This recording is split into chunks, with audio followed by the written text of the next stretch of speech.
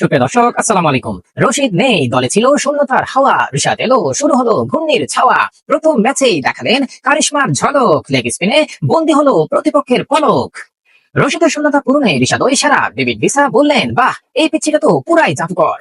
Pakistan super league PSL এ একেবারে ঢুকে পড়ে বাজিমাত। কি ভাবছেন, কোন হিরোইন নাকি নতুন সুপার হিরো? না ভাই, তিনি হচ্ছেন রিশাদ হোসেন, লাহোর কালান্দার্সের তরুণ লেগ স্পিনার, যিনি বল হাতে নেমেই এমন ঘূর্ণি মেরেছেন কোয়েটা গ্ল্যাডিয়েটর্স ব্যাটসম্যানরা মনে করছে এটা পিএসএল না, ওয়াশিং মেশিন।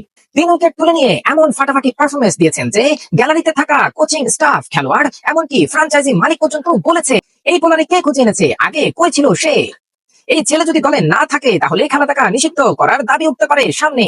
আর সবচেয়ে মজার ব্যাপার কি জানেন? রিশাদকে জায়গা করে দিতে গিয়ে বিশ্রামে গিয়েছিলেন নামিবিয়ার সুপার অলরাউন্ডার ডেভিড ভিসা। কিন্তু রিশাদ এমন খেলেছে, ভিসা নিজেই বসে থেকে আবেগে বলে ফেলেছেন রিশাদের জায়গা পূরণ করা বেশ কঠিন। কিন্তু রিশাদ তো পুরা ম্যাজিক, মনে হচ্ছে ওর হাতেই ঘূর্ণি নয়, সোজা কারিশমা আছে।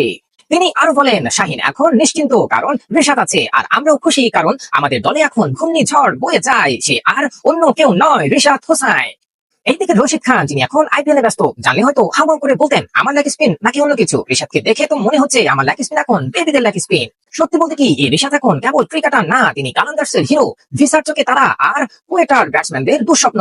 যদি পিএসএল এ ঘূর্ণি রত্ন নামে কোনো পুরস্কার থাকতো, তাহলে সেটা রিশাদকে দিয়ে বাকিদের বলতাম, বেটা চা খাও গিয়া, খেলা শেষ। সুপ্রিয় দর্শক, এ ধরনের মজা মজা খেলা সঙ্গে পেতে আমাদের সঙ্গেই থাকুন। ধন্যবাদ। আসসালামু আলাইকুম।